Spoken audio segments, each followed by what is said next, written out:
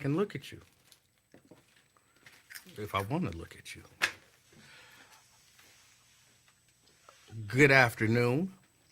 Welcome to the afternoon experiment. My name is Emanuel Livingston. I am with you till about 5 o'clock this afternoon. Welcome. Welcome. I got a few things that I want to discuss today. Really just mainly one thing. Mainly one thing. What? What? You what? You what? You what? You what? You what? You what? You what? You what? You what? You what? You what?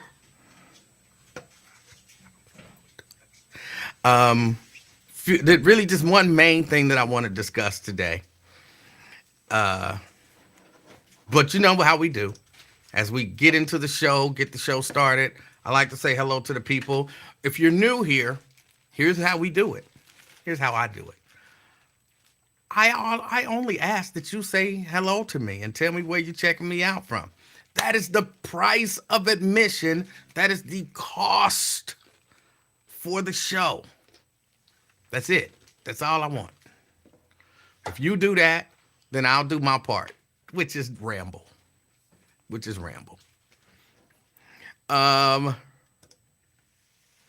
Robert.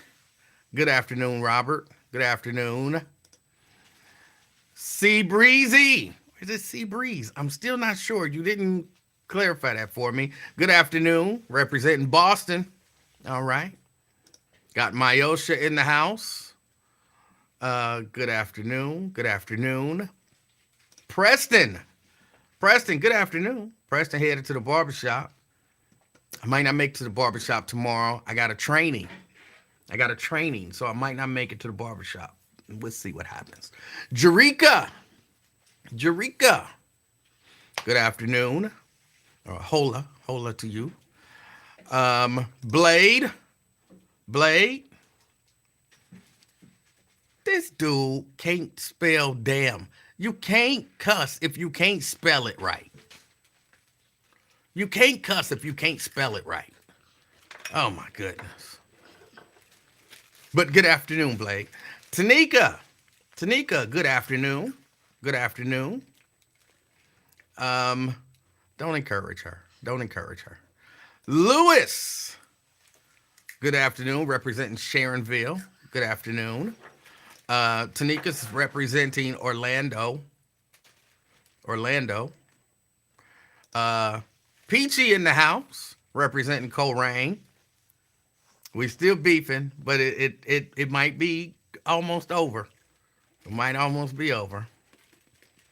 T. Mikey G in the house. Good afternoon. Good. What? Did you just drop something on me?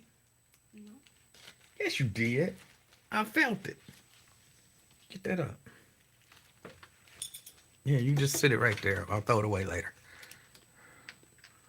Right there. Not right there. It'll get crushed if it's right there. Yeah. Thank you. T. Mikey G. Good afternoon. Good afternoon. They not chips. She's eating those crunch berries, the red crunch berries. She eating my cereal. Terry. Good afternoon. Terry's representing downtown. Mike Ballard in the house representing Woodlawn. All right. No, this is not hard-hitting journalism. We ramble for a few hours, and I might say something halfway decent.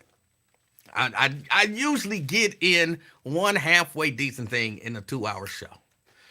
Andrea, representing downtown. Good afternoon, Andrea Bustle. Good afternoon. We got Vincent in the house. Vincent, representing Landon. All right. T. Mikey G says he is representing Avondale. All right. Brent Beard in the house. Brent Beard representing Dallas, Texas. Good afternoon. We got Fame in the house, the Betting Public Sports Show. He's representing the West Side. He says he deactivated Facebook. Oh, interesting.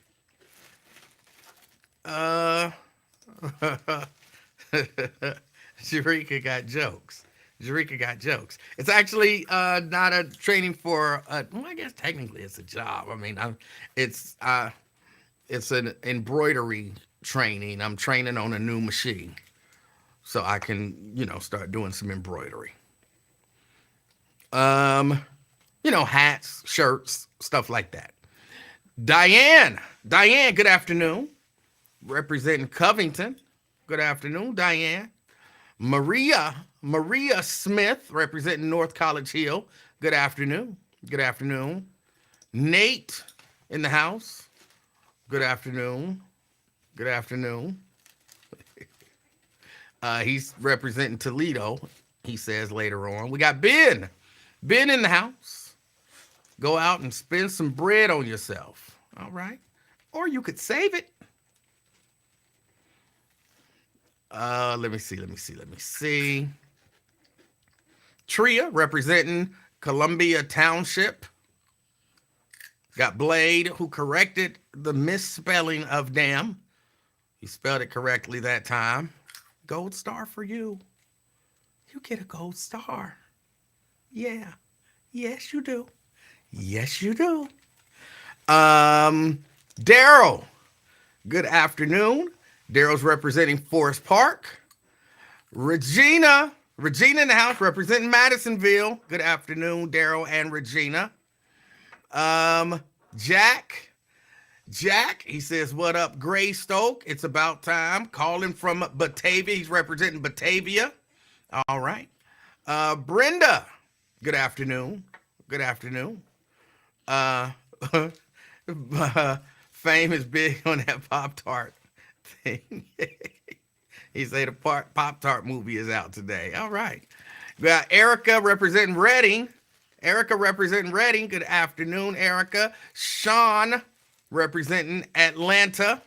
See, you didn't even have to put it. I know you represent Atlanta. Steban in the house. Good afternoon, Steban. Good afternoon. We got Jeannie. Happy Friday. I know you said Friday, but I say Friday because, that's the actual name that is of the day.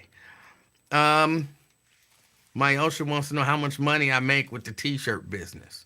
None. Crystal, good afternoon. Crystal's representing Bond Hill. Anthony representing Clifton. Good afternoon. We got Ron. He's got a bone to pick with me. Oh, Lord. I'm nervous. Brenda in the house representing Fairfield.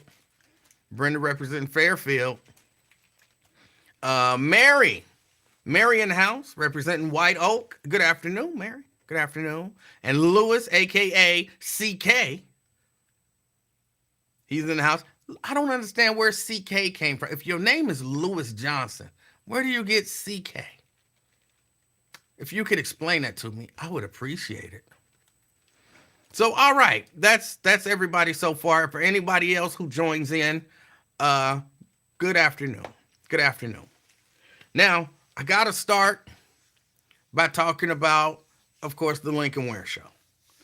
And he had a guest today, a judge. Hold on, we got Lonzo. Lonzo say, what up? At Kroger in the self-checkout lane, all the way back to the beer aisle. So you work for Kroger now. Congratulations on your new job. Congratulations. A bone to pick takes you back to the call where you was bullied. Cindy, good afternoon. And Dwayne, good afternoon. He's representing Mount Airy. All right, so Lincoln Ware talked to a judge today on his show. I don't remember her name because I just don't. She's a juvenile court judge. I'm not good with names. Takes me a while. But he talked to the juvenile court judge today. And I'll be honest, I didn't get much chance to listen, like I kind of had my earpiece in, but I was doing some editing, like really close to the gentleman who's hired me to do video editing. And so yeah, we were kind of talking through some stuff because we were having some issues. And so I heard some of what she said. And some of what she said, I mean, that some of the stuff actually sounds good. But I had a few bones of the things that I remember. I had a few, I don't know, bones. I had a few things that bothered me. A few things that bothered me. And one of the first things that bothered me was, well, she said she don't have to defend herself. Or the juvenile court doesn't have to defend themselves. And everybody seemed to be like, I heard Raven, who's, y'all know I love Raven. I heard Raven, like, oh, I knew she was going to be all right when she said, I ain't got to defend myself. Like, that's what I'm talking about. And I'm like, oh my God, y'all, that's not good. Not from my perspective. Of people in authority with the power to send people to jail, to, do all kind of stuff. Saying to you, I don't have to answer to you. And we like, yeah, that's right, girl. Tell them, show don't, go on, girl, go on, girl. What? People, elected people with power over people should definitely have to explain themselves, their decisions, and if it's controversial, defend those positions.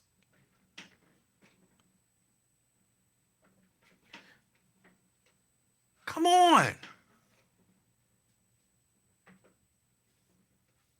Where are we going? And see, it actually leads me to my next point, which is really the main point that I kind of took from the conversation, which wasn't even from the conversation. All right, I'm going to pause for a second. All of these things I'm going to tie in. It's going to seem like it's got nothing to do with anything, but I'm going to tie it in, right? When people come on that radio show, when they're guests in the studio, sometimes people hammer those people hard. Let me pause again. Y'all ever heard of a lady by the name of Stephanie Dumas? Y'all ever heard of a lady by the name of Stephanie Dumas? I've been listening to the radio station. I've been paying attention to the radio station. And people can make like kind of passing, what's the word I want to look for? Try to incite people, kind of casually try to incite people against people without even saying those people's names. And then some people take that opportunity to attack the people who are casually, anonymously being attacked. Okay? People can take that opportunity. And people can say all kind of crazy stuff. Like she's uglier than a dog. Literally say that woman is uglier than a dog. And the response from the community when people say these things, either silence, laughter, or, cheering them on. And I hear stuff like that. It's not just Stephanie, but I hear it. All kind of people have come in there and been attacked by people. Verbally attacked. Yeah, some of them be jokes. Some of them not so much. But I hear it. I hear it all the time. A white lady come in and somebody say she's a nice white lady. And black people lost their minds because we got to protect white women. And I'm like, we can listen to a black man say that a black woman is uglier than a dog. And that's cool or funny. But we listen to a black man say that you're a nice white woman or a nice white lady. And, oh my God, where is the respect? Oh, Lord Jesus, oh, what are we doing? We're so hateful. We're so this, we're so that. None of that kind of stuff when people were calling a black woman uglier than a dog. No pearl clutching, none of that kind of stuff. It was cool. It was funny. Get her. But if you say, okay, you're a nice white lady, that's so disrespectful. Oh my God, why can't we just ask questions in a respectful manner?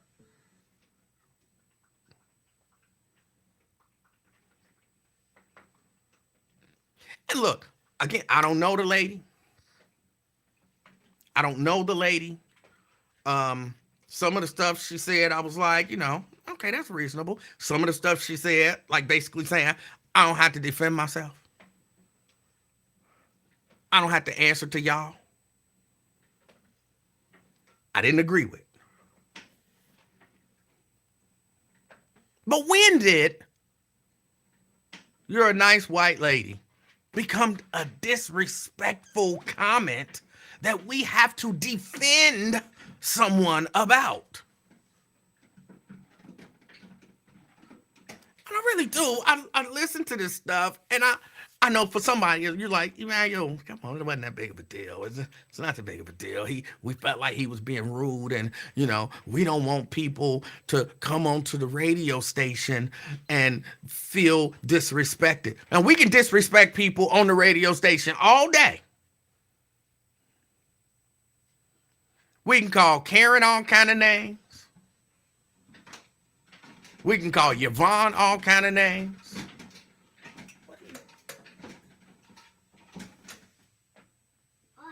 I thought you was hitting something. Okay. We can call Yvonne all kind of names. We can call everybody. We could talk about how Marcus is gay.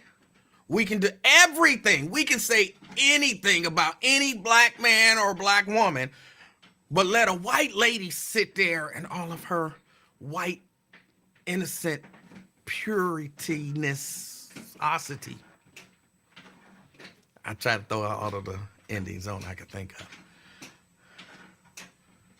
She's pure.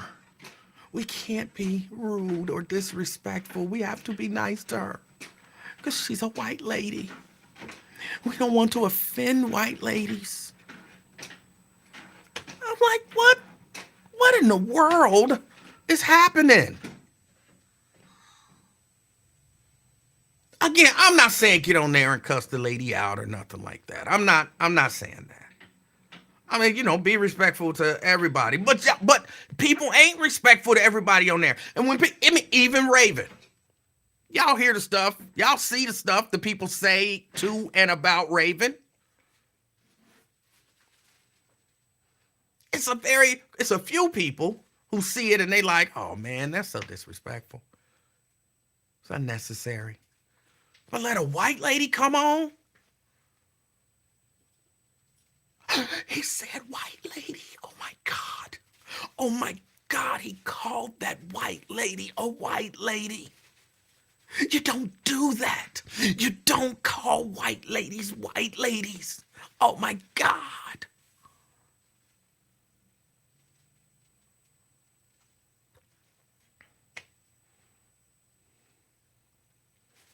Man. And I don't even necessarily think, okay, some of it is, we are we've been programmed to not like ourselves. Okay? It's true. It is true. We've been programmed to not like ourselves. But we've been programmed to defend whiteness and white ladies in particular. And I don't even think we noticed it.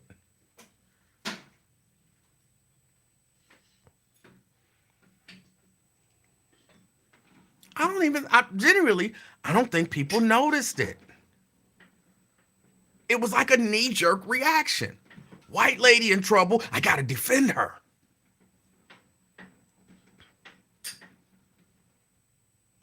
She didn't even cry. She didn't have to cry, not one white tear. Because we was going to make sure we was there for her. We was going to make sure that she did not feel uncomfortable. Twin called in and people was embarrassed. Oh, I'm so embarrassed. Oh, I'm so embarrassed. Why? You ain't embarrassed when Twin called in any other time. They still listen, the same people listening. But it was a white lady there, and he was saying Twin stuff to a white lady. Oh my God, he was saying Twin stuff to a white lady. That's so embarrassing. Oh my God. Oh my God.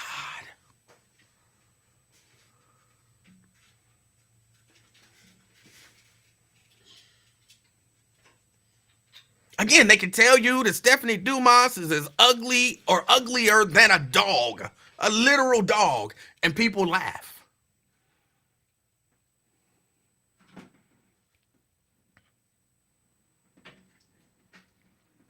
Tanika says Twin was embarrassing because he had no clue what he was talking about. No offense, Twin, but he ain't ever got no clue what he talking about. He called in and saying the same stuff every day. Why you not embarrassed every day?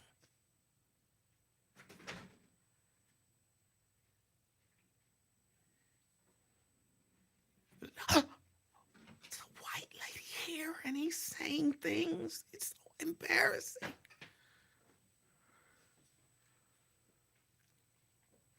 I want to let y'all know.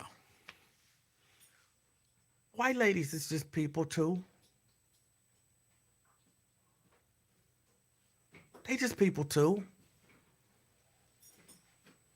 They no more special than anybody else.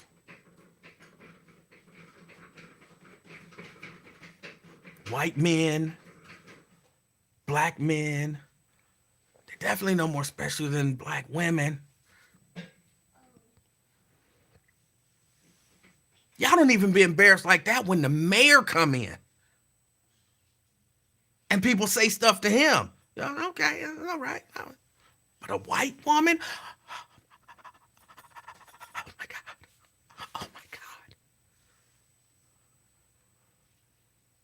And I don't know what to do with it. I don't know what to do with it.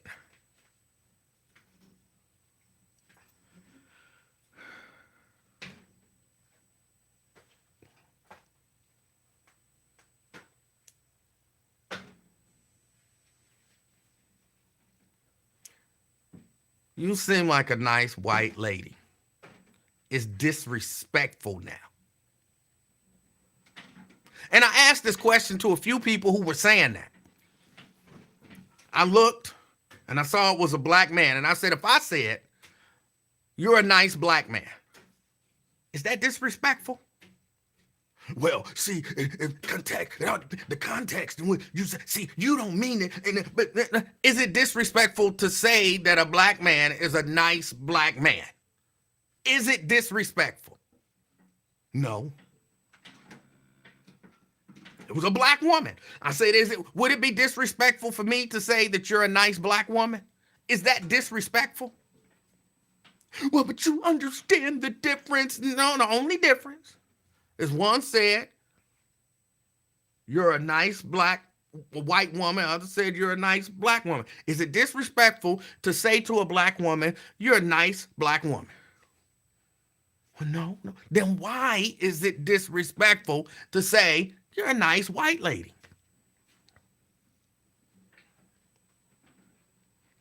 And nobody could answer the question. Nobody could answer the question.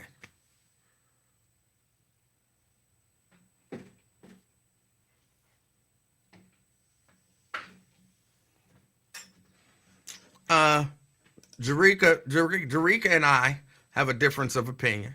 And that I respect that. I respect that. Jarika says, hold on, where is it? Jarika says, yes, that would be disrespectful to say.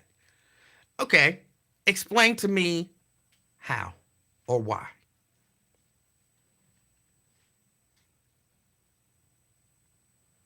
That's what I'm asking. Explain to me how and why.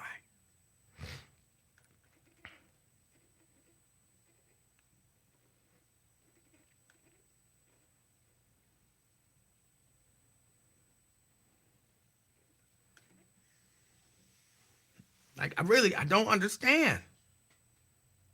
I don't understand. I say, look, if you're gonna,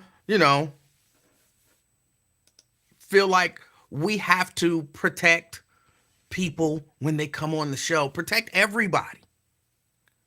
Protect everybody, not just white women. Protect everybody.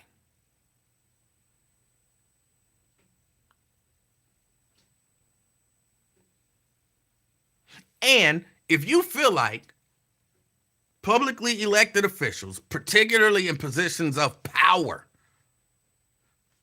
don't have to answer to the people, I think something wrong with you. I would have thought, that when she said that, people would have been like, whoa, hold on. You're a judge. You're not God. I couldn't imagine Chief Fiji, whatever, coming on saying, hey, something happened with the Cincinnati Police Department, but I ain't got to defend nothing. We do what we do. We ain't got to defend nothing. We do. What?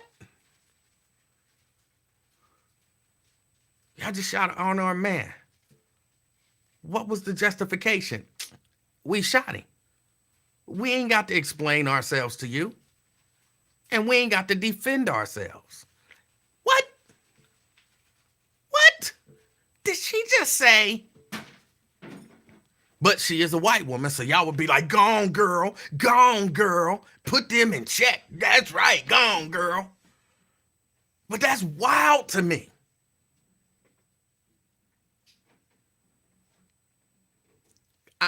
Just curious. I'm playing the hypothetical game. Some people don't like the hypothetical game. I get it. I want to play the hypothetical game for, give me 2 minutes. 2 minutes. Just 2 minutes.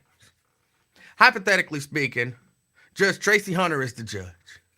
Judge Tracy Hunter goes on 700 with Bill Cunningham and says to Bill Cunningham, basically to start out the show,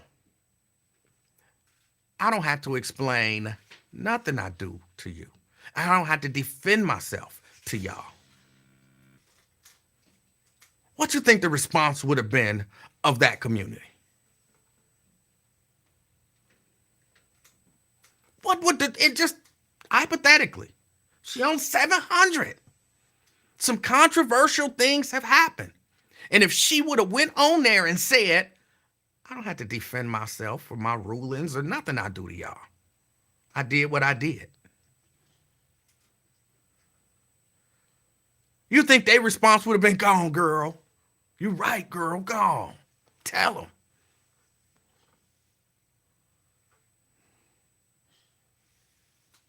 It's just such a crazy thing to watch. Like, it's such a crazy thing to see and to experience.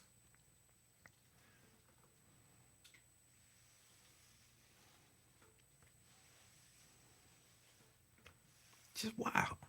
Just wow. That's it. I guess that's all I had to say about it. It just, again, I didn't get a chance to hear everything that the lady had to say. I did not. I was working. I heard a little bit here and there. Some of the stuff that I heard, I was like, that sounds reasonable. That sounds quite reasonable. Some of the other stuff I heard, I was like, I don't like that at all. But I can't really judge because I didn't hear it all. But I glanced at some of the comments here and there, and I'm like, these people, this is wild. This is wild.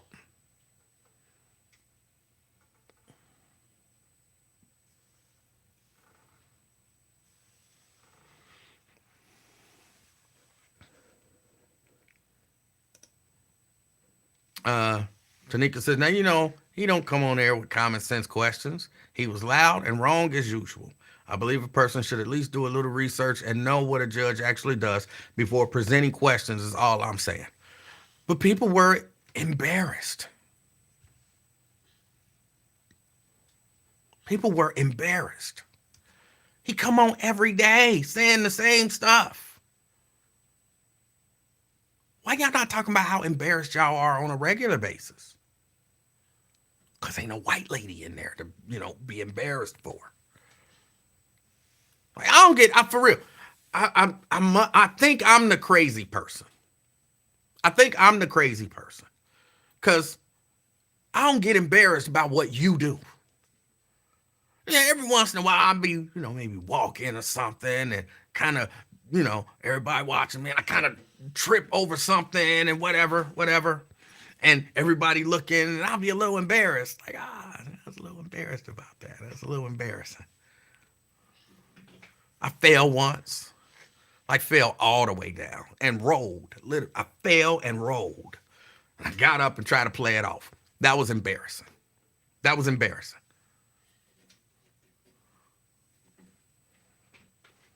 It didn't stop me from doing what I was doing or nothing, but it was a little embarrassing. I've seen other people fall and I wasn't embarrassed.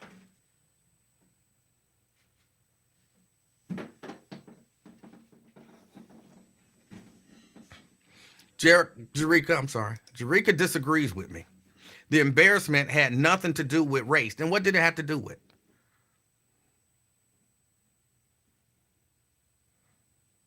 And you were embarrassed? Why were you embarrassed? Why were you embarrassed?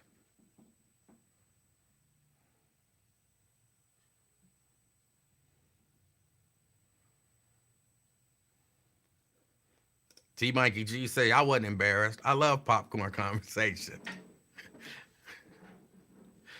Ignorance.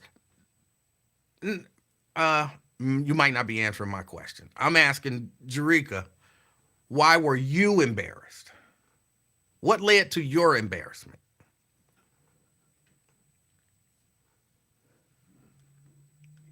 And again, are you embarrassed every day?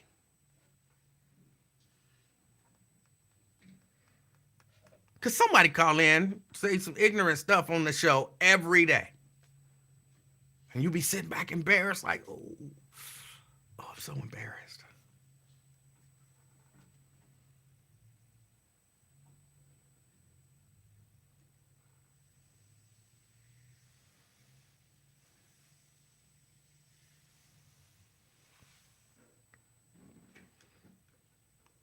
I don't know, y'all. I don't understand. I don't understand. And I be trying to tell y'all this. And even though I told y'all, racism don't exist anymore. I think some other stuff exists. I don't know what to call it though. Thinking that, white ladies is more precious than anybody else. That's not racism, right? What is that? What is that?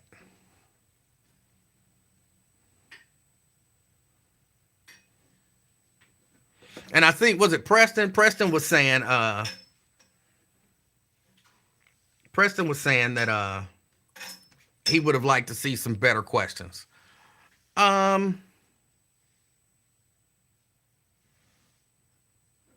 no, I'm not sure if Jerica is answering me or if she's having a conversation with somebody else.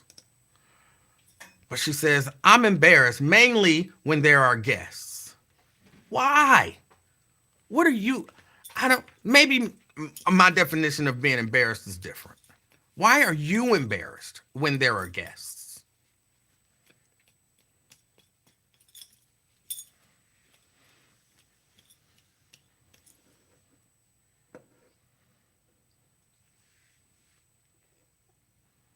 But what do you call that? Not your embarrassment. But what do you call it when you're treating, again, I'm looking at, because both of these things happened this week. The not so subtle attempt.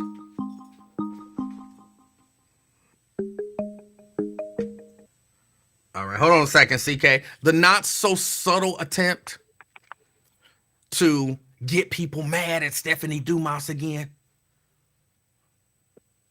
And it worked. It worked. You know what I'm saying? Okay. I saw that this week. And I saw the responses of people attacking Stephanie Dumas. On the strength of nothing, on the strength of, at best, hearsay.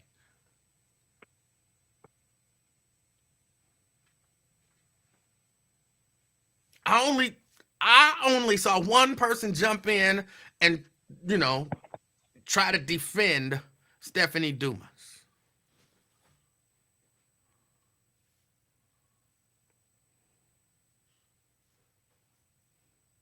And then, of course, later in the week, I see a white lady and somebody says, you're a nice white lady.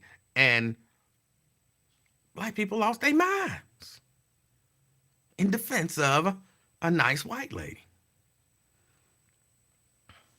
I don't understand. I really don't really understand what's going on. CK. Hey, much respect to you, Livingston. How you doing, sir? I'm doing good. How are you? Hey, I'm doing okay, man. You know, I got reprimanded yesterday. They caught me off that damn chicken fry on the phone, remember? And you said you didn't want me to get fired when I got off the phone with you. I heard something happening. I wasn't sure what it was. Yeah, I was like, man, I didn't get to listen to the replay, though. I didn't get to hear, so I didn't hear what y'all heard. You know what I mean? But this topic you're talking about is it's touching because I disrespected this guy online today so bad, and like you said, calling somebody you're a really nice white lady, that is a compliment. That's not disrespectful, Livingston. That's a compliment, right? Okay. If I be like, you're a great black talk show host, that's not a disrespectful thing. It's respectful. It may not right? be disrespectful to say you're a great black talk show host because I'm black. But I think if I was a white woman, then, and you said, you're a good white female talk show host, that would be, oh my God, I can't believe he just said that to her. Yeah, that would be bothersome to apparently a lot of black people. Yeah, like what if I said like, you got a big booty for a white girl? Yeah, I'm not sure. Is that disrespectful? I'm not sure. I don't know the rules no more. Right, but I disrespect this dude. I was on this podcast earlier, and like you said, it's the same thing. They're defending Ryan Garcia being on these drugs, and they're black. It's just. I'm like, why y'all wouldn't do this for your own people?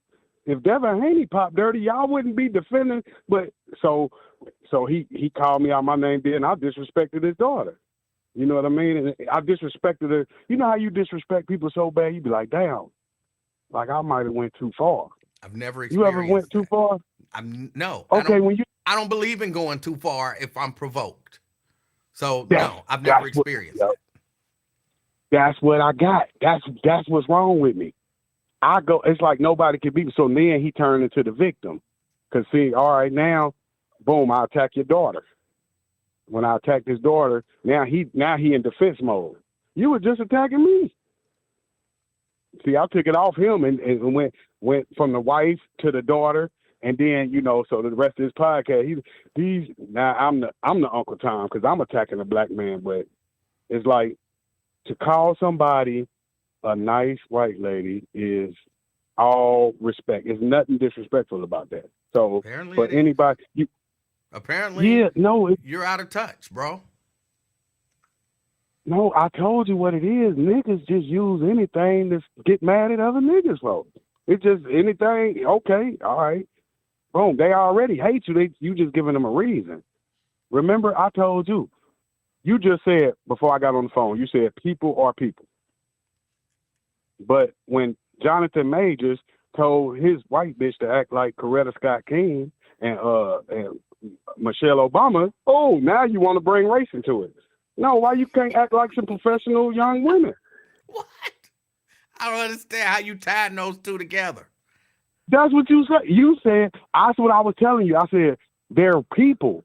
So why I'm saying, so you should keep, that's what I'm saying. Don't switch your position based on the stories. You got to keep the same. If people are people, you shouldn't have a problem with him saying, yeah, white bitch, act like Michelle. Act like you got some shit. Act like, what's the word? I promise Come you, on, I don't man. understand how you putting those two together. You might be Because right, that's what and you- it's just going over my head. But those are totally different. No, because your words, you're the king of talk, so the words don't go nowhere. Your Right. words are, if you're gonna tell your woman, if you got a white girl and you're gonna tell her to act like a woman, why don't you tell her to act like a white woman, like Jackie Onassis, right? But my thing to you is, right? You know I'll be taking notes now. I'll rewatch it. But you didn't pick Coretta or Michelle. You picked a Jackie Onassis at best. Of course. Nobody could pick, only Martin and Barack could pick them. I'm just telling my girlfriend to act more like them. Oh, come on, man. People are people, right? People are people. We just going with the people circumstance. Oh. Yeah. I'm just trying to get, because they buried my dude with that. That's why he got convicted for real, man. Because the black people lost support. Once they heard that shit, they said, oh, nah, forget it. He told her to act like who? And they said, this is what you said. What N-word, if you want to be with a sister, you should have got with a sister. Don't tell a white girl to act That's like that. reasonable. That is a reasonable way of thinking. Or by the Livingston way of thinking, people are people. So when I get with a woman, I say, yep. So I act like these. That's not to say that if you want to get with like sisters are better than white girls or nothing, but there is a difference. I mean, clearly one's white and the other's black. So there's clearly a difference. People are people means that you're not better than this person because of your race. But it doesn't mean there's no difference. Oh, you're right. And I just got to leave you with this, man.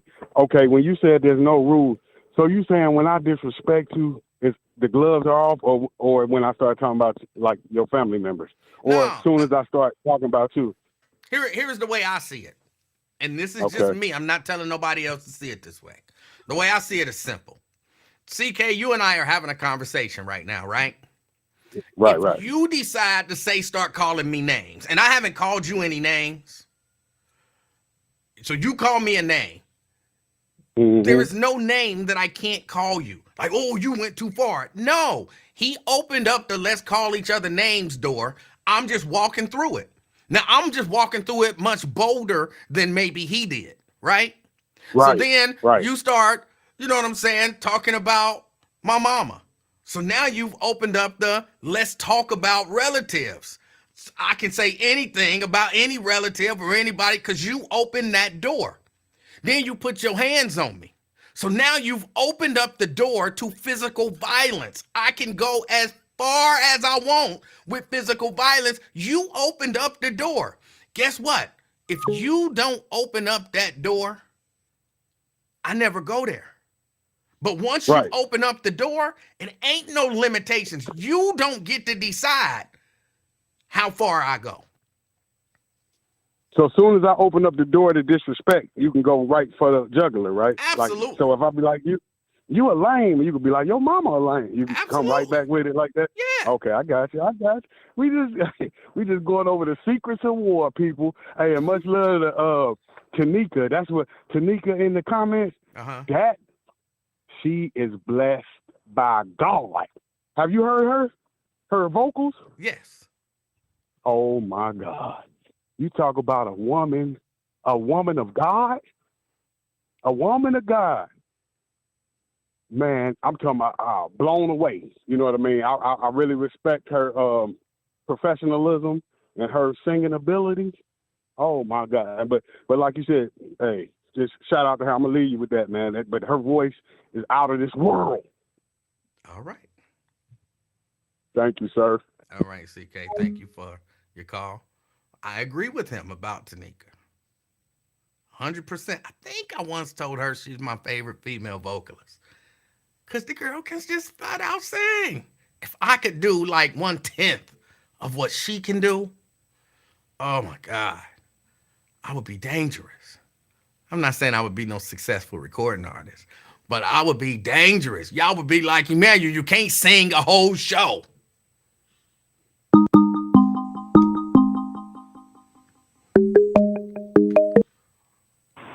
Ron.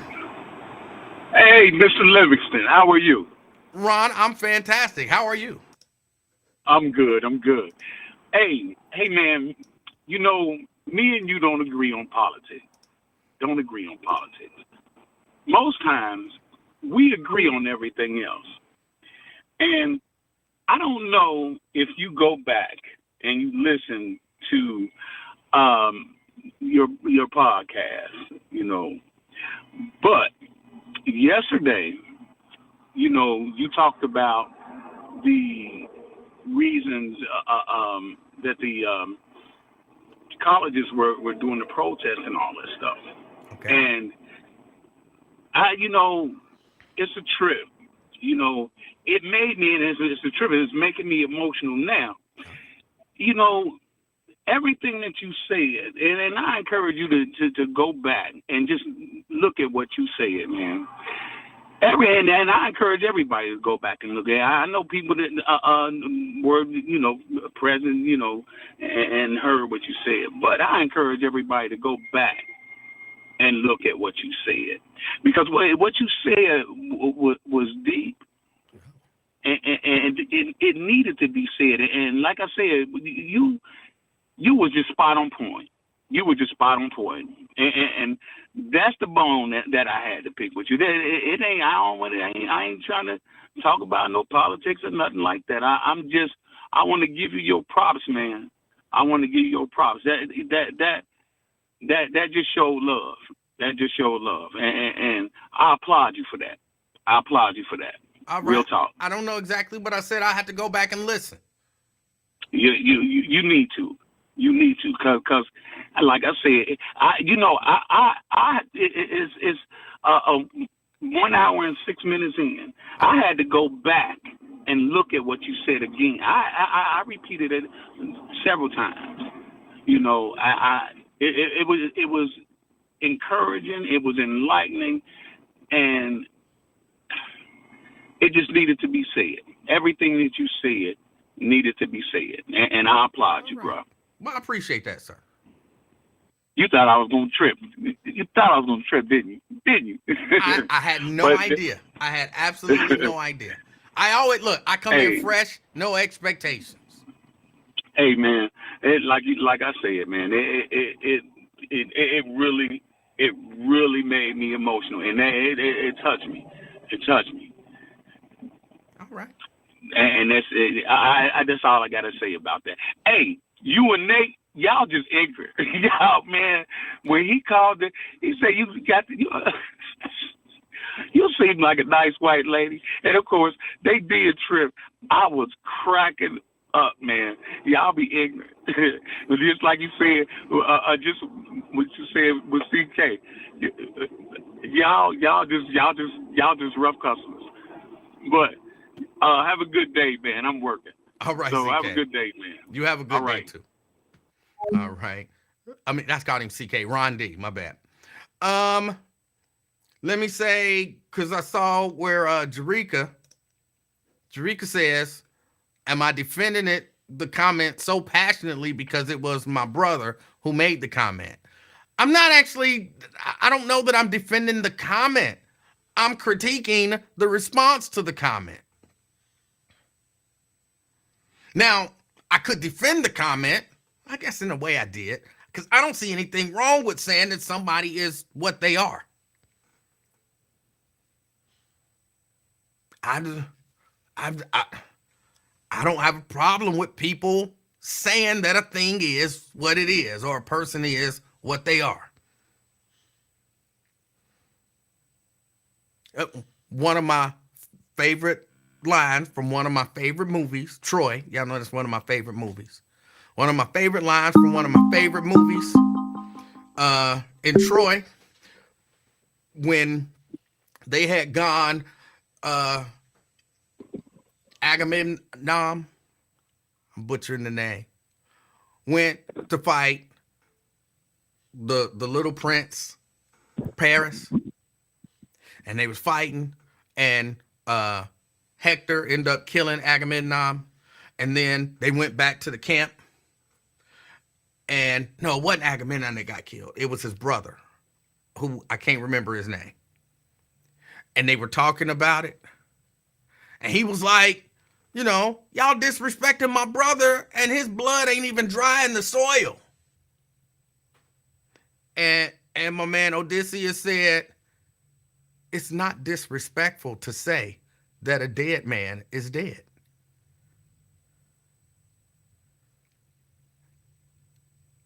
If a man is dead, a man is dead. It's not disrespectful to say he's dead. If you seem like a nice lady, it's not disrespectful to say you seem like a nice lady. If you happen to be white, it's not disrespectful to say you seem like a nice white lady. I don't understand the disrespect.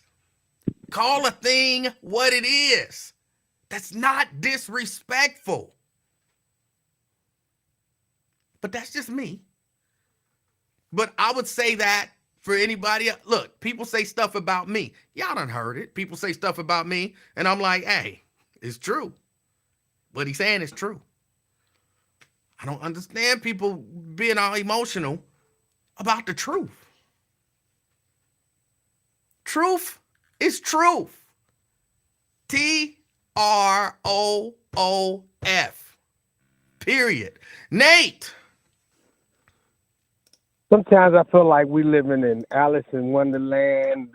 Up is down, down is up, right is wrong, and back is forth. First of all, I'm the brother who said that the judge seemed like a nice white lady to me. I didn't mean no disrespect. I couldn't read the comments. I didn't even know this was a thing until later on. I haven't been able to go back and listen to the replay or watch watch what people were saying. So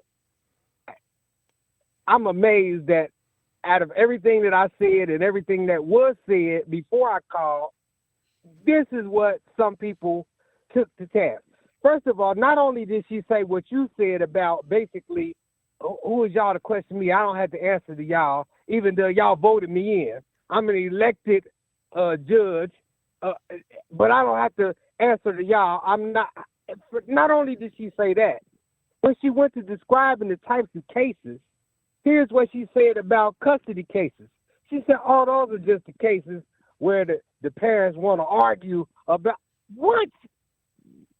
It was like she just, and I'm thinking, how could you be a judge on of course, I've had a custody case.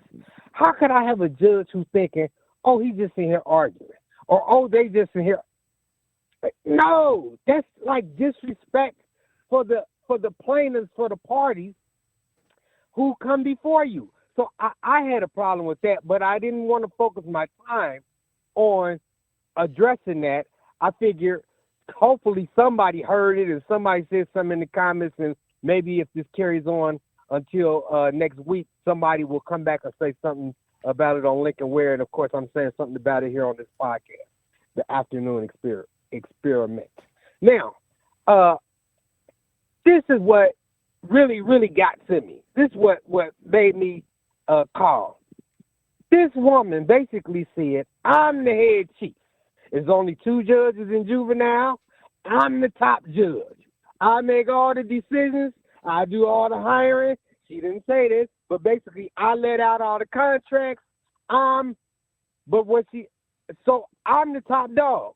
Now, when it came time to talking about, am I responsible for all the failures? Am I responsible for all the stuff that ain't going right? I didn't hear that coming out of her mouth. I didn't hear that attitude. Basically, it was like, and my daughter showed me what the song was. I don't know if you've ever seen the Minions. I know you got that little baby, but I don't know if you've ever watched the Minions with her. Yeah, I did. I watched it. Everything is awesome. Apparently, that's one of their main songs. That's what the judge should have been singing today. They could have just played that. Lincoln could have just put that on here. We've got the judge from the juvenile court, and she's here to tell us everything is awesome because everything, according to her, was peaches and cream. And then she had some, I called her a plant, and I'm going to tell you why. She had some colored girl, some Negro woman, some a black lady. She probably is nice too. But she had some lady named Rosemary. That's disrespectful. That is disrespectful.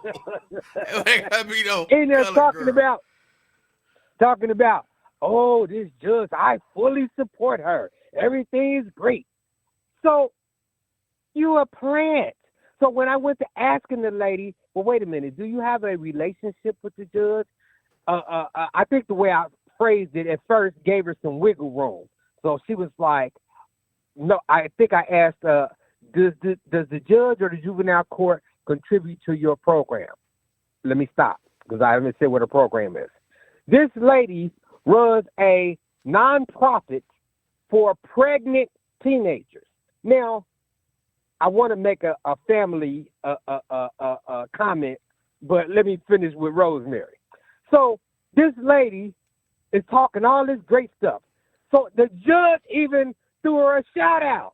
I want to say that I listened to Rosemary, and she's a real helpful person. So come to find out, Rosemary eventually said, unless I misinterpreted what she said, she works for the 2020 jail, which anybody who knows any juvenile in trouble knows that place is a madhouse. It's chaos and pandemonium over there. Somebody told me not too long ago, basically the juveniles in the jail got together and was trying to overtake the jail. They tried to do an uprising. So, again, this judge, I don't think she made it clear. She's over the jail. So if it's chaos and pandemonium in the jail, who's responsible? The judge. And as she said, I make all the appointments. I appoint all the magistrates. I appoint all these people. But nobody called to check her on that. In fact, they start going with, at first I thought Lincoln was going to do a fair job. I thought he was going to, step aside, not block, let people buff her up a little bit. You know, as long as they kept it respectful. Especially with Emanuel. You've talked about this on your show. For months now, they've been calling, dogging the kids, the black kids, in Cincinnati. All they downtown causing trouble. All they out in the neighborhoods causing trouble. All they out in the suburbs, like Colerain Township. So we've had months of people dogging out the black kids. But soon as the little white female judge come in there and say, everything is awesome, everybody switch gears. Everybody switch up. Oh, yeah, she's right. Everything is good. Everything is... No, it's not all right. So I didn't like the fact that she was on there pretending and trying to convince us to buy into everything is awesome. No, everything's not awesome. So not only is the court a mess, not only is the juvenile jail 2020 that she is responsible for a mess, these kids is a mess. Now, I ain't gonna tell it all, but I'm gonna tell a little bit right here. Just enough so the listeners can understand where I'm coming from. Right now, they got something called the Lighthouse Youth Center. Actually, it used to be called the Lighthouse, but it's got a new name. I don't know the name. Everybody know it as the Lighthouse, so I'm going to refer to it as the Lighthouse. It used to be the Lighthouse Youth Shelter, and it used to be for runaways. Just like that judge said, all this, I don't know, did you catch this? Or was you talking to your boss? This judge said, you used to be able to take your kids, a parent used to be able to take their kid who was out of control over to the 2020 jail and sign them in. But we changed that because we, who the hell is we? We decided that wasn't effective. So that right there is letting you know when these parents call and say we frustrated, we got a kid that's out of control, we go to the county, we go to the judge, we go to the juvenile jail, we ask for help. That's letting you know right there, no, you can't get no help because this white woman done decided that wasn't effective. We ain't doing that no more. Now, guess what? She also said this. I don't know if you heard it. She said you used to be able to go file a runaway report with the police. If your kid run away, you used to be able to go down to the police station, file a runaway report. This white woman, judge, said, we did away with that. So what are you supposed to do? If you take your kid over to the you at wit's end, you take your kid over to the 2020 jail, they gonna tell you, nope, we can't accept them. Then if the kid run away and you go file a runaway report, the judge just told the police, we don't do it like that in Hamilton County no more. What is a parent supposed to do if they have a kid who's out of control? We already know. They have decided if you put your hands on your kid, and I used to say, y'all lying, that ain't the law, that ain't the rule. But I've been corrected. I've been shown the case law where if you whip your kid and you leave a mark, any mark, it don't have to be a gash, it don't have to be a big bruise. If you leave an identifiable mark on your child, they can't get you for child endangerment, but they can get you for domestic violence. So what are parents supposed to do? No, this judge is overseeing a system that is broken on so many levels. The police department is broke. The juvenile court is broke. The juvenile jail is broke. And don't get me started on job and family services. These case workers or social workers or whatever you want to call them. And my thing is the Black community should be taught how to empower yourself. We should be taught how to check our elected official like this judge. You But can't check instead her. of doing, She's not checkable. She don't answer to you. and then we look around and say, I know what they want to do. They want to say, well, the kids is the problem. We need to hold them accountable. And the parents is accountable. And my thing is, okay, I agree with you. But once we check the kid, and once we check the parent, and once we say, okay, y'all both failing. You failing as a kid, and you're failing as a parent. Like next, can't we hold somebody else accountable in this system? Can't we hold the police, the jail, the job and family services? Can't we hold the Lighthouse Youth Center? Can't we hold anybody accountable? Now, I don't know if you know this, but I wouldn't lie to you. And I'm telling you what I've got on good information from people who are involved in the system. I didn't like that the lady said, oh, even if they tell you that the jail is full, don't listen to them because we'll make room. Did you hear when she said that? No.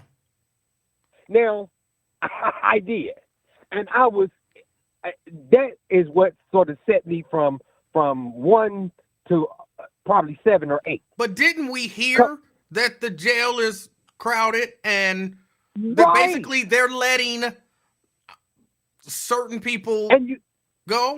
and you know who we heard it from? We heard it from the media. We heard it from the people who've been in there and got let out. We heard it from council members. I believe we heard it from the mayor. We heard it from the police officers. So, and I personally heard it from people who work inside the jail. So we're going to take all these, many of them credible, we're going to take all these sources that tell us that the jail is overcrowded and that they're not keeping kids unless they're in there for murder or some other heinous crime. We're gonna just dismiss everything that they said because this one judge coming here and tell us something. Who's got more reason to lie? The one who don't want to be embarrassed because she's failing as a judge, she's failing to protect our kids. Are we gonna believe her, or are we gonna believe our own eyes and our own and all these other credible sources? I say we don't believe the judge. We believe all these other people. And then who's the one? So if you the parent and your kid run away and they've been gone for a couple of days, they come back and you done went and filed a runaway report, and you say, you know what, I'm taking you over there to the 2020 jail and I want you to admit it. Well, let's ignore the fact that the judge already said you can't do that. If they say the reason we can't admit this child is because we overcrowded, who you supposed to call? Did the judge leave her cell phone number? So you say, no, wait a minute, I heard her on the Liquor West show, and she said that y'all supposed to make room. Who's gonna do that? The cops is telling these parents, we can't take them to 2020. You have to fight them. Go to a supervisor, a manager, a captain to get them to file a report. Now, I want to, before I forget, because I almost forgot, I want to get on Rosemary. Not just to get on Rosemary, but to get on this whole concept. All right, I'm up against the break. Hurry up. All right. Now, you most of your people know we have 3 olders, right? Yes. And 1 younger brother. Now, imagine if one of our sisters had went and stayed out all night and number one, you know they would have got a beat down from daddy, mama, or both of them, right? No doubt. And they would have got a good talking to, no doubt, but they would have got a beat down. So Rosemary says, I help girls when they're teenagers and when they're pregnant. What kind of society? I hear plenty of people calling you and the Bill Bondsman show, and they want to be on this thing about we need to teach abstinence. We need to teach about 2-parent households. And for real, I'm kind of on their side on this. Why would we have a situation where to get help from Rosemary or anybody else, you got to be pregnant? And what about the other thing that would happen to one of our sisters if they was out here with a over 18-year-old boy is once some people in the family did something to him that might or might not have been legal, if you know what I'm saying, then they would have called the police. Man, let me tell you, these young girls we got a bunch of R. Kellys in the community, right? And when R. Kelly went through that stuff, I was shocked by some of the people who I knew personally who was like in their 50s. And they was like, we don't know why y'all trying to switch up, because when we was young, we used to go out with grown men too. They was over the age of 18 and they had cars and they had money and they had jobs. And we used to go to their houses and they had apartments and we used to have sex with them. And I'm like, wait a minute. I don't remember that. Do you remember that, Emanuel? Do you remember teenage girls going around with adult males having sex with them? I can't say. I don't know what teenage girls did back in the day. They may have. I don't know. I remember All dudes. I remember dudes who looked older picking up girls from high school, but that could have been their stepdaddy for all I know. I just don't remember that, and I'm not lying. I'm not being naive. I just don't remember that because that's what these sisters are saying. Oh, they used to come to the schools and pick us up and they ride. Y'all knew what was going on. So, which way do we want it? Do we want to say that what R. Kelly was doing with these young teenage girls was A-OK and it's happening in our neighborhood? Or do we want to say we don't like the message that's being sent out by Rosemary saying that you can't, if you're in crisis and you're a teenage girl, that we can't do nothing to the grown men trying to have sex with you or having sex with you. And it's called AKA statutory rape. I wanted to know what is the judge doing about statutory rapists? But not only that, the community seems to be saying this is okay. So if you a teenage girl, if you go get pregnant, we got a place for you. We got a center for you. We got Rosemary's Babies. Well, let me say this. Let me say this with regard to Rosemary's Babies. I don't know a whole lot about the organization, but what you saying now is one of the things that I be preaching against all the time. Like, look, I get it. There should be somebody protecting these kids. There should be somebody looking out and, finding the statutory rapists and dealing with them. We should be teaching abstinence. We should be teaching safe sex. And when they get pregnant, they do need resources. So I don't like the idea that, hey, this is happening. There's a space because girls get pregnant.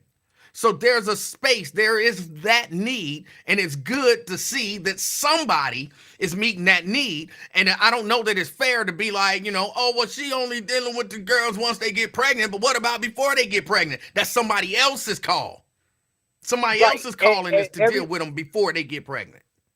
And everybody can't do everything. And I probably was a little unfair in what I just said in my characterization. But the somebody who should be doing it or who should be coordinating it is that judge who went on Lincoln Ware's show. And so it bothers me when she can shout out the lady who gets them once they got knocked up. But she didn't shout out nobody who, if you've got a teenage girl in crisis and she ain't pregnant, I want you to go to, Janice or whoever, is running that program and is supported by the juvenile court. I just think, it makes us look like we dysfunctional, like we are erratic, like we may be bipolar, and we can't say we need to fund and support stuff for the good girls who maybe is in crisis but who ain't pregnant, just like we do the other center. But and I know you up against a break allegedly, but I do get your point, and I'm not against Rosemary or any nonprofit or whatever helping teenage girls who get pregnant, because it is happening. But I also do want to know, and I ask you or ask your listeners and your the people in the chat or whatever, who should we be going to talking about? It's apparently an epidemic of these R. Kellys out here preying on these girls. Oh, I did have one more thing. Please give me another minute. We up here in Toledo in Northwest Ohio, our congresswoman, our police, they got commercials. They got all kind of stuff. They got the FBI, the U.S. Marshals, the Secret Service, believe it or not. They got a big push. We are against child sex trafficking. If you know an incident or a situation where you even believe a young girl, I guess it's for young boys too, but I always hear them talk about the young girls, where you hear a young girl is in a situation where she's being pimped out, where she might be child sex trafficked, but in Cincinnati and Hamilton County, you can have a teenage girl who can go missing, and the juvenile court, the police, nobody calls to FBI. I haven't heard y'all congressman. I ain't gonna pretend I hear everything he says. I haven't heard him on it like our congresswoman is up here. I haven't seen no coalitions. I haven't heard no commercials. So are y'all just turning a blind eye to child sex trafficking down there? Is it y'all think it's not a real thing? Y'all, I just think it ought to be some focus on getting these R. Kellys off the street, penalizing them, punishing them, prosecuting them, throwing them in prison, and it ought to be something done about child sex trafficking. And I didn't hear none of that stuff coming from the judge. Basically, what I heard is her kind of defending why she's going soft on these sometimes badass kids. And I could just hear people like Radicalized Ron saying, "Oh, she's just a George Soros judge," you know, and I don't like it. So that's my take. Thank you for listening, and I'm out of here. All right. Okay. All right.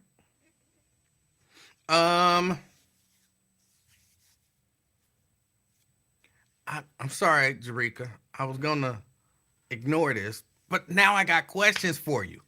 She said, now I like Nate, but I'm definitely getting hater vibes right now. How do we look like anything? The same way you're embarrassed about what Twin has to say because it make us look ignorant. You can't be anti, grouping us together 1 minute and then pro grouping us together the next minute. Either it's we look like this, and so we should be embarrassed, or it ain't we. It's those individuals who look like that and who talk like that and who are ignorant. I don't think you can have it both ways, Jerika. I don't think you can have it both ways. I don't agree with the whole we look like whatever. But that's the same thing that you saying when you say, "Oh, I was so embarrassed by Twin." Just the same concept.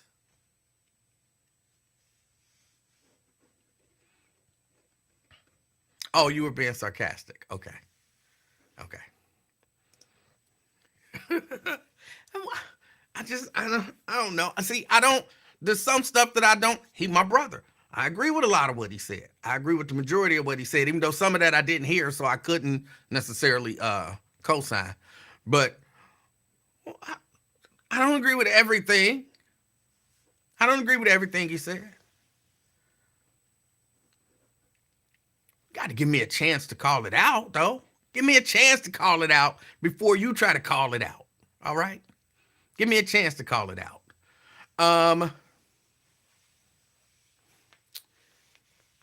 Oh, let's see.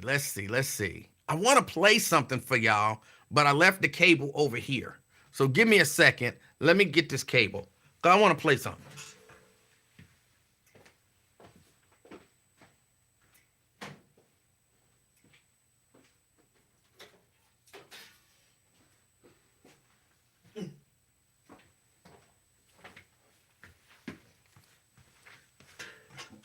And while I'm doing this, I want y'all to know I've worked out, been working out, still got some more working out to do.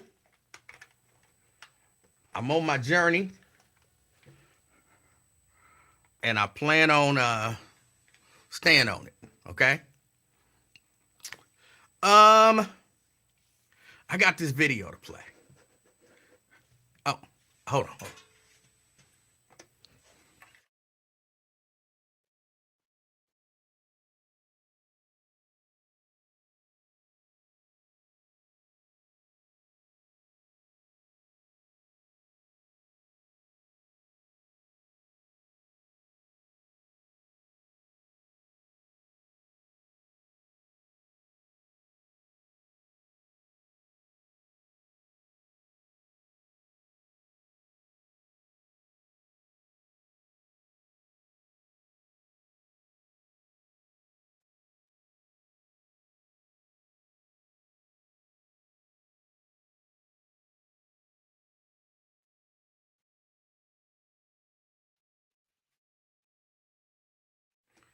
All right.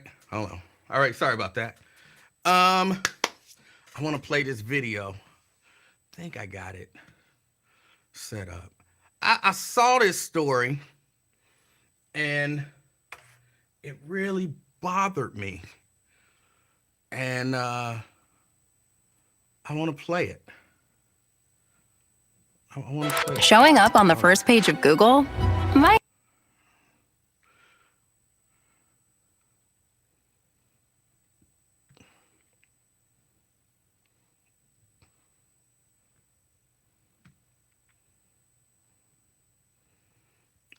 Hold on. Let's go back here. Yeah, right there. All right. This guy is called the Civil Rights Lawyer. That's his YouTube channel, the Civil Rights Lawyer. And he put this little case out there, and I believe this one happened in Ohio, and it bothered me. It bothered me. So I said I'm going to play it. Again, if you get an opportunity, go to the civilrightslawyer.com. He puts a lot of different cases on there to bring attention to it. But some stuff happens that's just so overboard that I think people should see it. And I'm playing it because one of the things he said towards the end of the video is share this video. Make sure other people see. So I want to make sure y'all see. So hold on. Let me see if I can get it right. A police officer encourages this guy's ex-girlfriend to literally bust down his front door to go get her stuff inside. Do you have a key to the house? He took my key. You've lived here, so if you want to kick the door in and go and get your stuff, you're more than welcome to. Any door can be kicked in, depending on how hard you work on it. And she does it.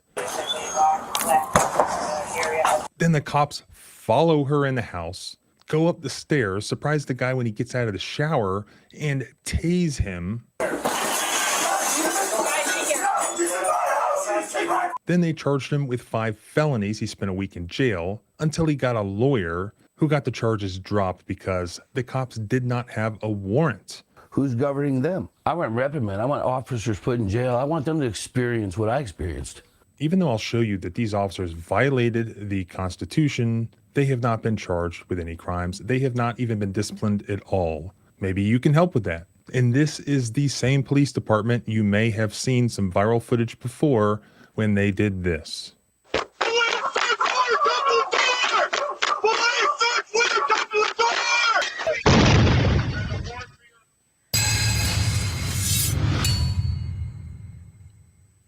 This footage comes to us from Elyria, Ohio, which has approximately 53,000 residents. It sits in Lorain County, nestled along the banks of the Black River. Founded in 1817, Elyria is just 6 miles from Lake Erie and 20 miles from Cleveland. According to Mayor Kevin Brubaker, the city of Elyria is entering a new stage of growth and transformation, and they want you to be part of it. If you look at the town's website, he makes a point of saying that Kevin Brubaker's first term as mayor of the city of Elyria began on January 1st, 2024. Less than 2 weeks after becoming mayor, the Elyria Police Department, I'm not sure if I'm pronouncing that correctly, I'm sure somebody will let me know, executed a search warrant. This giant SWAT team descended on this house with a mother and a child inside, and the child ended up being harmed. It was caught on Ring doorbell video, and it went viral nationally, made probably worldwide news. To his credit, he did order all of this body cam footage to be released. And he did order an independent investigation to take place by the county rather than an internal one. So while that incident is still under investigation, another incident has come to light that happened back on May 11th of 2023 involving this homeowner named Raul Ortiz. And there's body cam footage showing Elyria police officers storming into his house without a warrant, tasing him, arresting him, and charging him with 5 felonies. But after he gets a lawyer, all the charges end up getting dropped because the police officers are the ones who broke the law. This happened on Garvin Avenue in Elyria, which appears to be a perfectly normal residential neighborhood just outside the downtown area of the city. This has to do with Elyria police officer Paige Mitchell. This is her body cam footage that the news was showing. And she had been with Elyria Police Department since 2015, and she was the senior officer that was there on the scene that day. She and fellow officers Colty Hirsch and a brand new officer named Chris Lewis, they had met with Raul Ortiz's ex-girlfriend. Her name is Brittany Warner. And Brittany told the officers that she was leaving Raul, that she had previously lived at his home, but she needed to get back inside to retrieve her belongings. The police officers then offered to help her. They agreed to meet her at Ortiz's home on Garvin Avenue in Elyria. We can go over and see if they'll cooperate and put us there. Okay. I'll follow you guys over there, okay? Okay. Upon arrival, one of the officers tried to convince Raul Ortiz to just open the door and allow his ex-girlfriend to go inside. But Ortiz can be heard asking the officers, is he in trouble with the law? The officer confirms that he's not in any trouble. So Ortiz refused them permission to enter the home. Meanwhile, Officer Mitchell continued speaking with the ex-girlfriend. She said, do you have a key to the house? And Warner replied, no, he took my key. Do you have a key to the house? He took my key. And at that point, Officer Mitchell is heard telling Miss Warner that she has the right to break into the home. You've lived here, so if you want to kick the door in and go in and get your stuff, you're more than welcome to. He's got a deadbolt lock, she replied. But Mitchell said any door can be kicked in depending on how hard you work on it. You've lived here, so if you want to kick the door in and go and get your stuff, you're more than welcome to. Deadbolt lock. Any door can be kicked in depending on how hard you work on it. Miss Warner then walked up to the door and did what the officer told her to and kicked it open.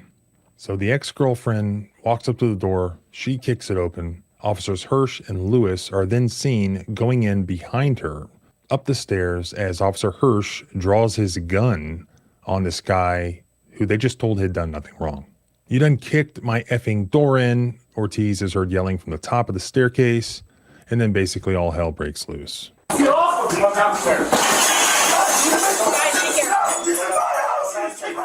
Let's step back and analyze the current situation. A woman complains to police officers that she broke up with her boyfriend, but she still wants some of her stuff that is still inside the boyfriend's house. She used to live there, but she moved out. The police officers agree to go to the house with her to assist her. When they get there, officers knock on the door. They ask the man if he wants to give her her stuff. He says, no, go away, basically. They verify to him that he's not suspected of having committed any crime. He's not in trouble. Despite this relatively ordinary fact scenario, something crazy happens, and that is that this female officer suggests to the ex-girlfriend, just go kick the door down. You can do it. Any door can be kicked down. And so she kicks the door down, and then the officers follow in behind her. They go upstairs, draw guns, draw tasers. This guy's almost killed. He's not, but he's tased. He's charged with 5 felonies, spends a week in jail. At what point in this process were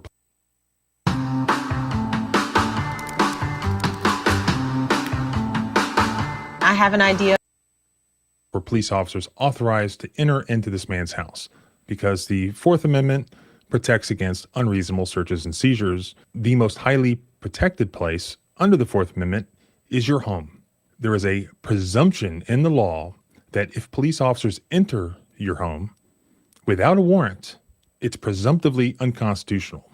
And that although there are circumstances where that can occur legally, it's on the government to prove that it was legal because they either had a warrant or an applicable exception applies. And there are only really 2 exceptions to the warrant requirement for police officers entering your home. One is voluntary consent, which clearly is not an issue here. And the only other remaining one would be exigent circumstances, which is essentially an emergency situation. Here, there's no indication that this ex-girlfriend wanting to get her possessions out of Raul's house was an emergency of any kind. An emergency exigency situation would be like a baby is choking inside, or it could be a domestic violence incident where somebody's potentially in danger inside, there are children inside potentially in danger, something like that. Here, there, objectively speaking, are no facts indicating that there could be exigent circumstances, and there's clearly no voluntary consent. Thus, the only lawful way for these police officers to enter that house would be with a warrant. Or the only other possibility I can think of would be that if the objective facts indicated to a reasonable officer that this woman was still living at that house. And then what could that be? That could potentially be voluntary consent. But then, we get into other constitutional issues such as, well, what if one resident consents and one resident does not consent? Now let's continue with the story, and I'll tell you the rest of what happened. This is initially outside the view of Officer Mitchell's body cam. "Don't touch me, dude, don't touch me," Ortiz is heard on the video yelling at officers, "Get off of me."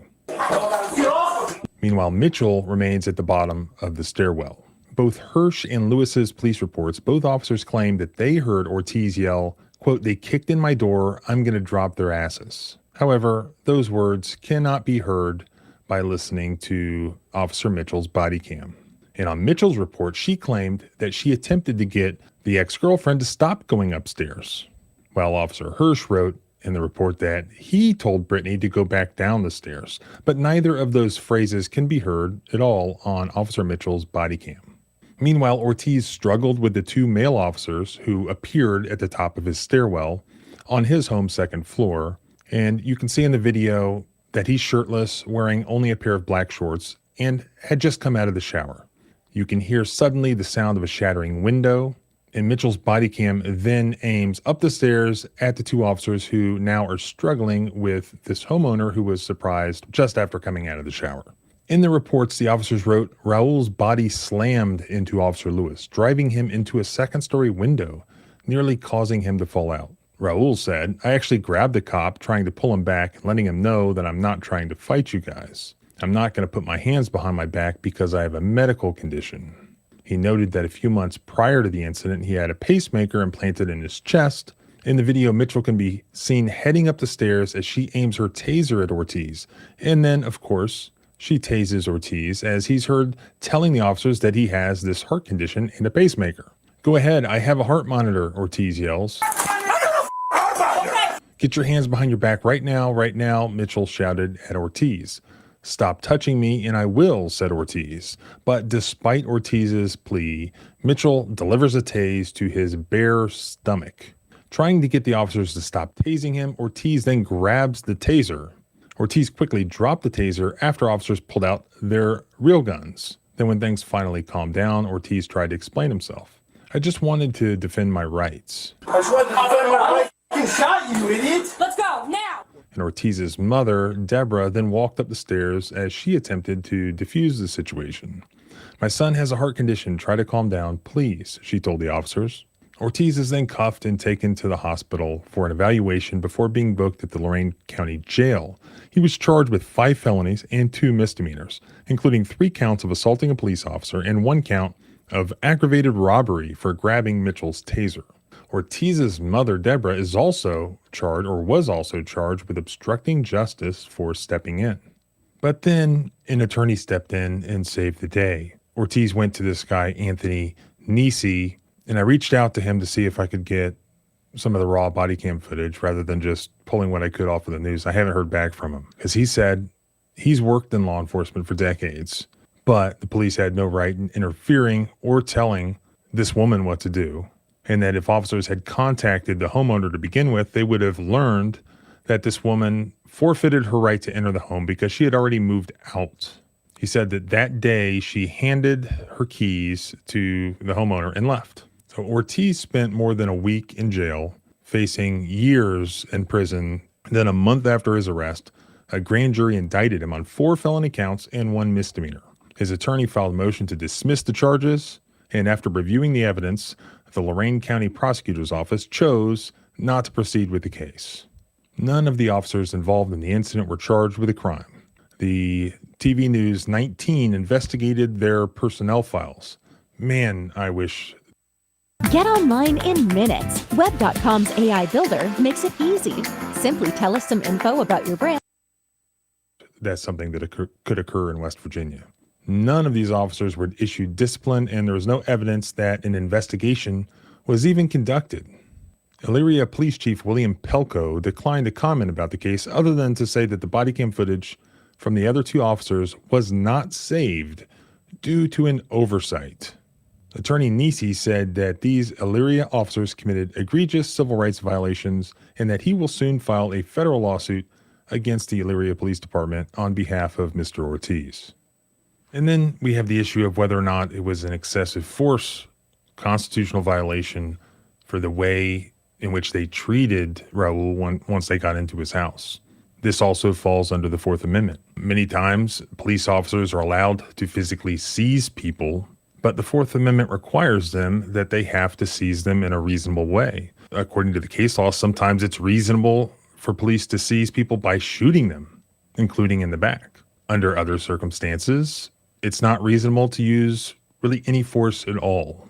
The general analysis for excessive force cases is the U.S. Supreme Court case of Graham versus Connor, which has three elements for us to look at. One, the severity of the crime at issue. Secondly, whether or not the individual was actively attempting to evade or resist arrest.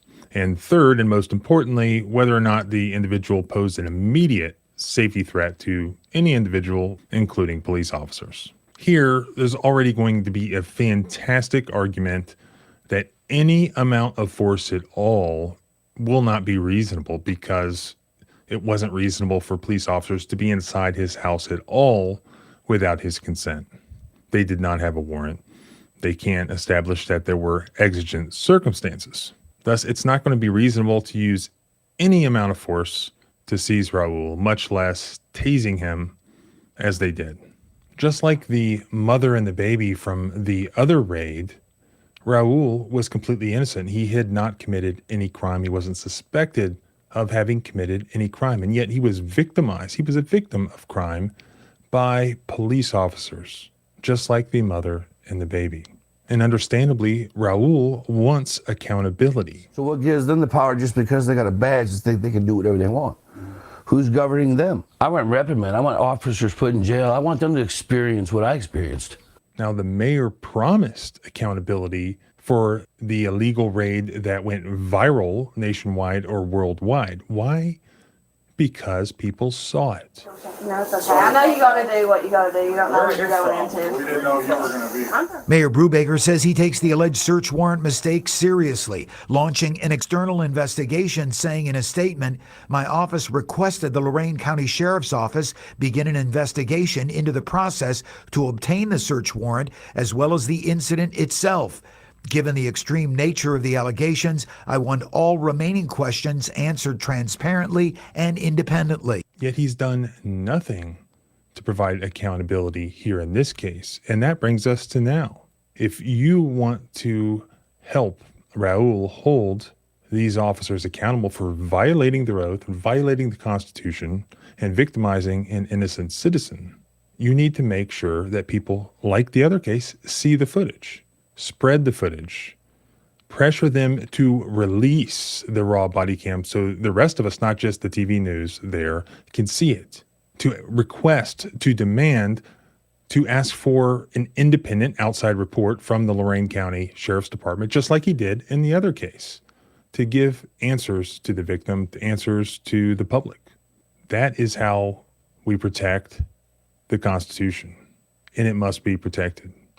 I'd like to hear your thoughts on this video. I always learn things by going through the comments, so please comment. Subscribe if you haven't already. If you have a video you want me to review, please use the link below. Remember, our rights don't end where your fear begins. Freedom is scary. Deal with it.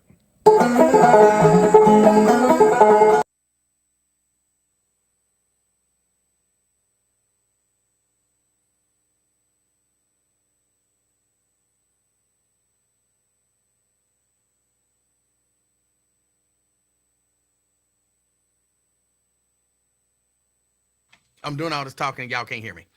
I know some of y'all be hardcore pro-police. I just wanted y'all to see that story.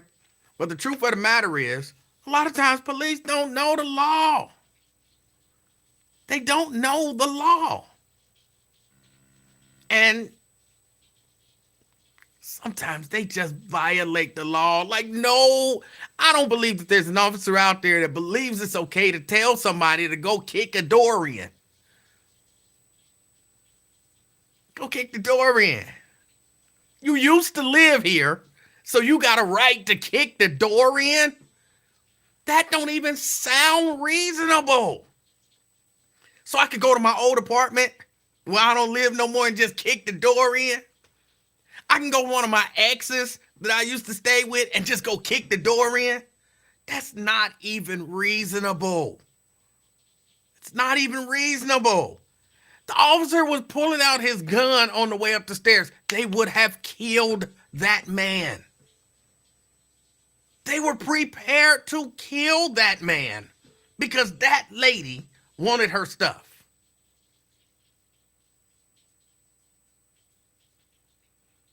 And in my opinion, he would have been in all rights to start shooting. I'm glad he didn't, because he would be dead.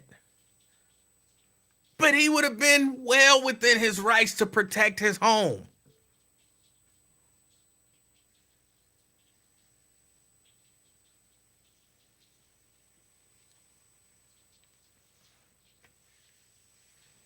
Stuff like this happens, y'all. It happens. I know y'all think I'm crazy, anti-police.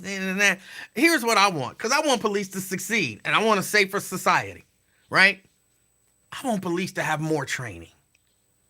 I want police to have more training, like more training on the law. The police should know the law more than you. They should almost have to be, you know what I'm saying, like lawyers. They should. Because how are you going to enforce a law if you don't even know what the law is? Like, oh, we'll do another training. So they're going to have to sit for 30 minutes and basically be, hey, yeah, okay, somebody messed up.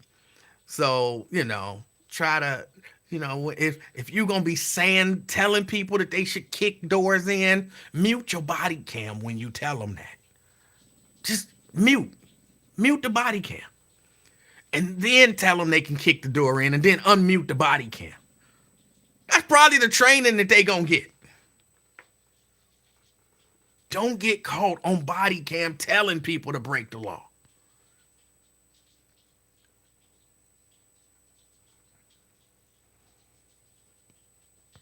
Brent said, I want the police to have more morals and ethics and scruples. But they don't know the law. So they, even with their morals and ethics and scruples, like, if they really think, like, it's legal, like, if you lived here at one point and you had a key and you still got stuff in here, you got a right to go get your stuff. So if you kick the door down, it's the same as kicking your own door down. They really need a whole lot more training. Just on the law, on laws that you are going to have to deal with and laws that you're going to probably have to enforce. They should know what the law is. Y'all know I'll be watching my First Amendment audits. And y'all know how many police officers be telling people, like, oh, you can't film in a public place. If they don't want to be filmed, then they got a right to not be filmed. Like, I'm standing in the sidewalk, so they still got a right to not be filmed. I'll arrest you if you don't put that camera down. No police officer should believe that. They should definitely be trained.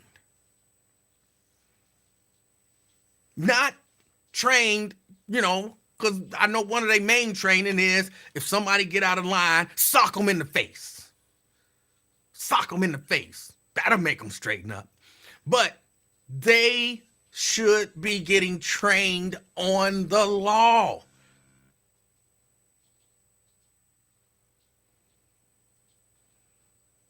Really, can you imagine sending me into an environment, not telling me what the laws are, but then tell me, enforce the law? You're like, well, what's legal? Yeah, you got a good, your judgment. You should have a good sense of what's right and wrong. Now go enforce the law. I'm like, okay, You can't do that. Like, yes, I can. No, you can't. Yes, I can. I'm going to arrest you. They need more training. They need more training. They don't know the laws. But this case is just, I think some of this stuff is not knowing the law. Some of this stuff is, some people just don't care. They don't care about for real, the most chilling part of that wasn't even the lady telling her to go kick the door down. That wasn't the most chilling part for me. That was horrible. It ranks in the top 2. But it wasn't number 1. Number 1 for me was that officer walking up the stairs, pulling his gun out. You just broke into a man's house that you just talked to and told him you haven't violated any laws. Imagine, hey, what y'all doing out there? I'm not opening the door. What's up? Oh, we wanted to come in and talk to you. She want to get her stuff. Hold on. Am I in any trouble? You are in no trouble. Have I violated the law? You have not violated any law. So am I in trouble? You are not in trouble. So much so that I'm comfortable like, shit, let me go get a shower. And next thing I know, a dude with a gun out is breaking into my home and approaching me. A false move. Dude is dead. Because the officer got not his taser, he got his gun out. After you just told me I'm not in any trouble, I haven't broken any laws.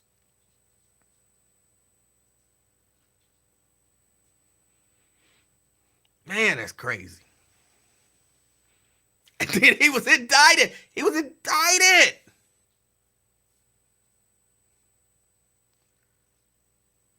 He was indicted. And his mama came up the stairs and said, look, everybody calm down. He got a heart problem. Everybody calm down. And I didn't see no body cam of the mama. I didn't see the body cam of the mama. But I could just imagine it. You get back downstairs. I'm just trying to come. You get back downstairs. Well, he's got a heart problem. Okay, you're under arrest too. You're obstructed. Get down on the ground. Get on the ground. Comply. Comply. I could just imagine.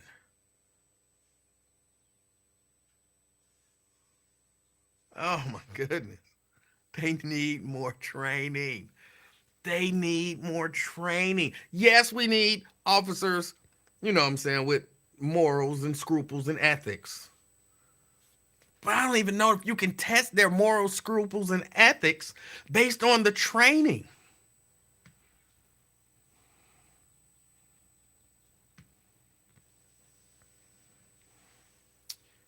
But all right, that's it. That's the weekend, y'all. No, I really did. I wanted y'all to see that. I want to spread that. I want to spread that around because something need to happen to those officers. I'm a big believer that if police officers violate somebody's rights, the punishment shouldn't be death duty. 2 days pay. You violated my rights. That man spent a week in jail. And the officers who did it just get to say, oops. Oops. I'm going to take you. I'm going to cuff you. I'm going to lock you in a cage. And I'm going to threaten you with years and years of punishment. And then, oh, you was wrong. I'm going to say, oh, my bad, bro. Sorry. Come on. Can I get some? Can I get some? Yeah, there you go. Sorry. No, it should be some severe punishment for stuff like that.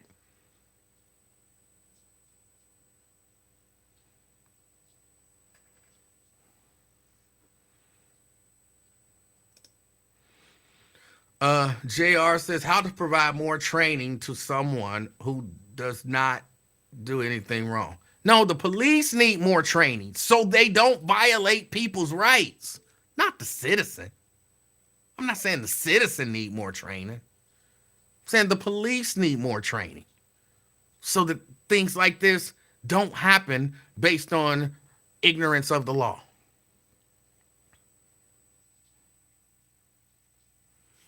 But all right. Y'all spread the word. Some people out there want y'all to think, you know what I'm saying, law enforcement is the best thing ever and don't do anything wrong and, you know, all that kind of nonsense. But, again, they're people too. They're people too.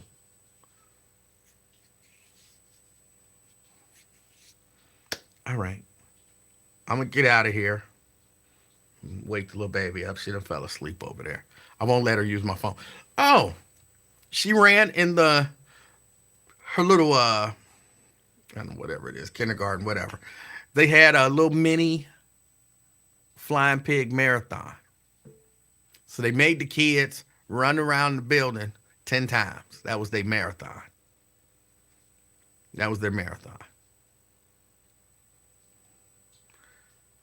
She came in 4th place.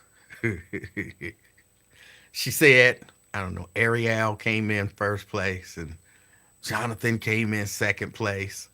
I said, well, who came in 3rd place? And she said, kid you not, Lincoln. I said, Lincoln? Yeah, Lincoln came in 3rd place. I wasn't far behind him. In my head, I just imagined Lincoln Ware out there racing all the little kids, trying to relive his senior Olympic days. I said, is he old and bald?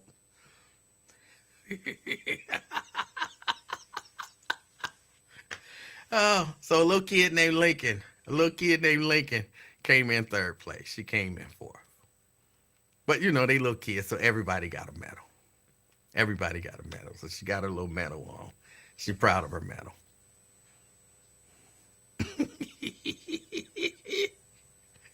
Well, it's a marathon, Nikki. It's a marathon. So, yeah, they made them run 10 laps. It's a pretty big building, too. I don't think I could do 10 laps around the building. It's a pretty big building. If they had them do 10 laps. Oh, but the little kids seemed to all enjoy it. But she came in right behind Lincoln. In my mind, I'm still imagining, and it will forever be Lincoln Ware came in 3rd place. He smashed the rest of the little kids. Y'all enjoy the rest of y'all weekend. I hope everyone has a wonderful weekend. Of course, I'm not going nowhere near that marathon.